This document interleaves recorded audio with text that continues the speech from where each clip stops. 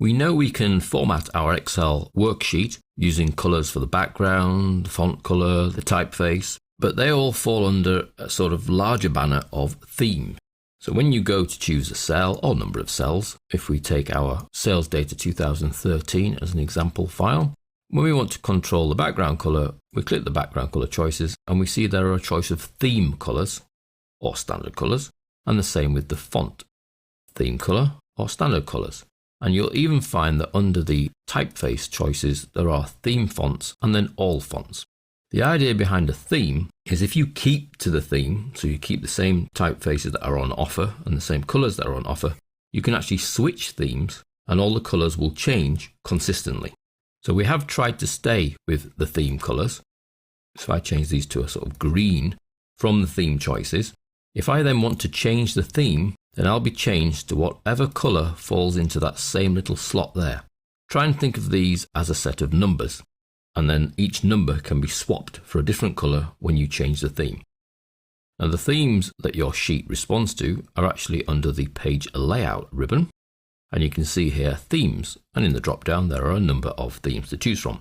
There is an office theme, facet, integral, ion, and you can see as I move through the themes, the colours on my sheet behind are actually changing.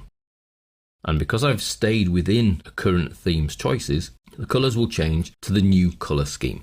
So let's go with slice, and you can see that the colours have changed quite dramatically. And on the home ribbon, you'll see your new colour choices in the theme slots.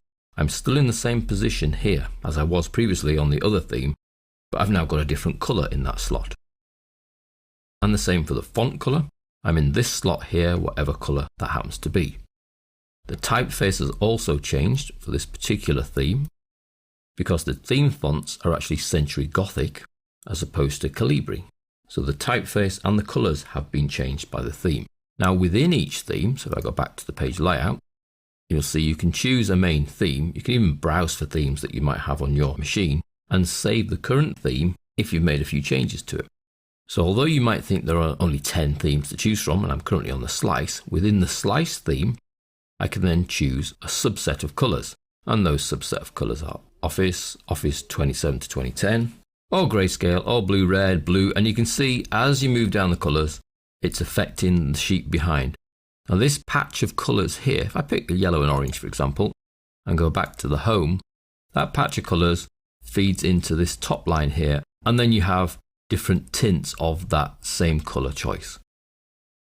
So it's not just a set of colours, you have control over a colour scheme, and you can even customise these colours should you so wish, by setting the different accents, the different background colours, and even hyperlink colours.